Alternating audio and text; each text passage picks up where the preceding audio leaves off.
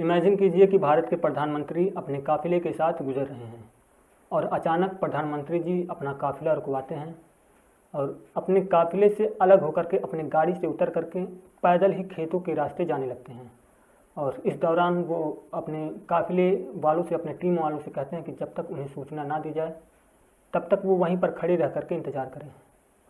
खेतों के रास्ते प्रधानमंत्री जाने लगते हैं और जाने के दौरान वो अपने जूते को कहीं खेत में फेंक देते हैं और खेतों की मिट्टी को उठा करके अपने कपड़ों पर रगड़ लेते हैं।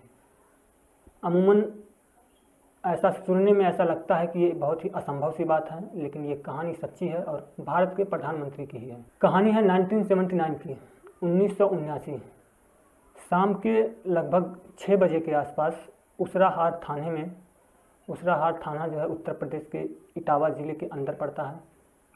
उसराहार थाने में एक गरीब किसान, दुबला पतला किसान, उम्र 75 साल, बुजुर्ग है।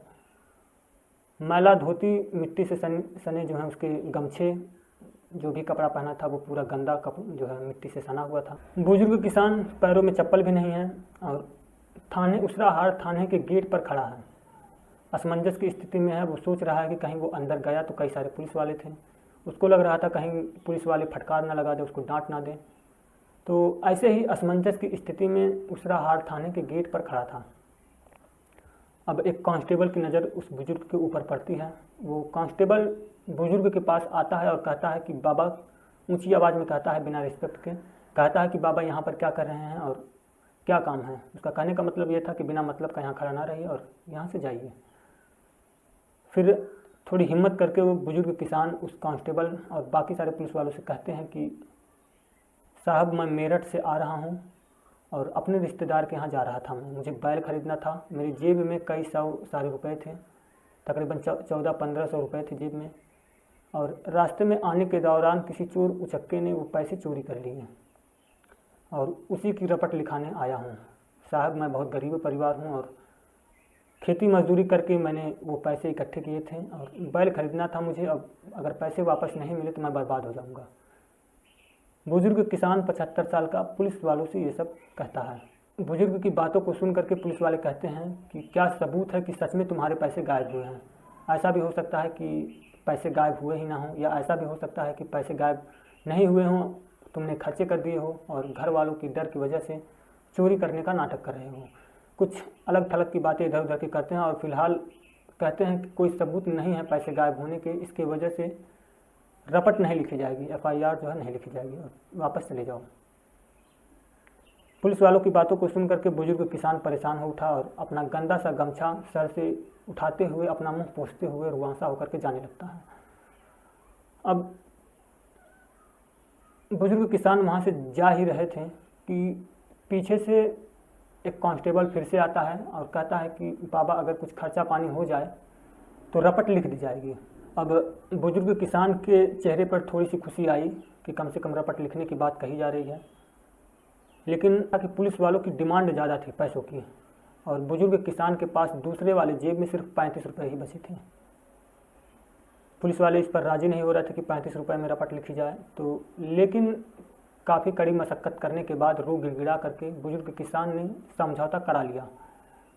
रपट लिखा गया। रपट लिखने के बाद मुंशी ने कहा कि बाबा, साइन करोगे या अंगूठा लगाओगे? अंगूठा लगाने वाला पैड होता है वो भी वहीं पर था, तो उसने पेन भी थमा दिया कि आपको जो करना है, और साइन या अंगूठा जो भी करना है वो पेन थमा देता है, और जो है कि साइन करना हो तो साइन कर दीजिए, या अंगूठा लगाना हो तो पैड भी वहीं पर है, अंगूठा लगा दीजिए। जहाँ से वो बुजुर्ग किसान साइन करता वहाँ से थोड़ी दूरी पर पुलिस वाले थे और मुंशी भी थोड़ी दूरी पर था, क्योंकि जो साइन वो बुजुर्ग किसान करता तो उस टाइम पे किसी को दिखता नहीं।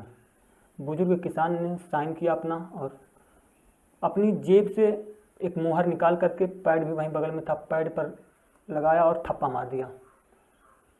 दूर से कुछ पुलिस वाले कांस्टेबल और मुंशी सभी लोग देख रहे थे कि आखिर ये बुढ़ा कर क्या रहा है। साइन भी किया है और फिर जेब से पता नहीं क्या मोहर निकाला है पैड और मोहर थप्पा मार दिया है। सभी लोग हैरत में पड़ जाते हैं कि आखिर में ये बुढ़ा कर क्या रहा है। जब करीब आकर के देखते हैं तो देखते हैं कि सिग्नेचर के तौर पर लिखा था चौधरी चरण सिंह और वहीं पर मोहर लगाया हुआ था। मोहर पे लिखा था प्रधानमंत्री भारत सरकार। इतना देखते ही मुंशी और पुलिस वाले जो है थर थर थर थर काँपने लगे। किसी को समझ में नहीं आ रहा था कि पहले सैल्यूट करा जाए कि पैरों में गिर करके माफ़ी मांगी जाए। कुछ लोग माफ़ी मांग रहे थे पैरों में गिर करके, कुछ लोग सैल्यूट करने लग जाते हैं। पूरे थाने में जो है हड़कंप मच जाता है। हवा की तरह जो है इसकी सूचना ज़िले तक पहुंच जाती है। ज़िले में भी पूरा हड़कंप मच जाता है। पूरे ज़िले के आला अधिकारी, अफसर, डीएम, एसएसपी, एसपी सभी पहुंचते हैं और उसी टाइम पे पीएम का काफिला भी उस थाने पर पहुंच जाता है। थाने पर पहुंचने के बाद प्रधानमंत्री चौधरी चरण सिंह आदेश देते हैं कि तत्काल प्रभाव से इन सभी पुलिसकर्मियों को सस्पेंड किया जाए। तत्काल प्रभाव से सभी पुलिसकर्मियों को सस्पेंड कर दिया जाता है और चौधरी चरण सिंह अपना काफिला लेकर के फिर वहाँ से निकल जाते हैं। तो ये थी चौधरी चरण सिंह के प्रधानमंत्री कार्यकाल के दौरान एक छोटी सी कहानी, जब उन्होंने अचानक उसराहार थाने में एक गरीब किसान बन करके एफआईआर दर्ज करवाने पहुंचे थे। ऐसा कहा जाता है कि प्रधानमंत्री ने ये काम इसलिए किया था क्योंकि बहुत सारे खत उनके कार्यालय पर आ रहे थे, प्रधानमंत्री कार्यालय पे, कि उसराहार थाने से जो है कोई भी छोटा मोटा काम हो शिकायत करने के लिए या फिर एफआईआर दर्ज करवाने के लिए सभी पुलिसकर्मी जो है घूस मांगते हैं। और ऐसा उसराहार थाने में ही नहीं और कई थानों की शिकायत थी। तो ऐसे में जब चौधरी चरण सिंह के कानों में इसकी गूंज गई तो उन्होंने कुछ इस तरह थाने में पहुंचने का निर्णय लिया और अपना काफिला रुकवाया रास्ते में और थाने में एक्टिंग करने पहुंच गए। तो ये थी आज की छोटी सी कहानी। अगर कहानी अच्छी लगी हो तो लाइक करें, चैनल को सब्सक्राइब अगर नहीं किए हैं तो चैनल को सब्सक्राइब करें। मिलते हैं फिर किसी अगले वीडियो में। नमस्कार।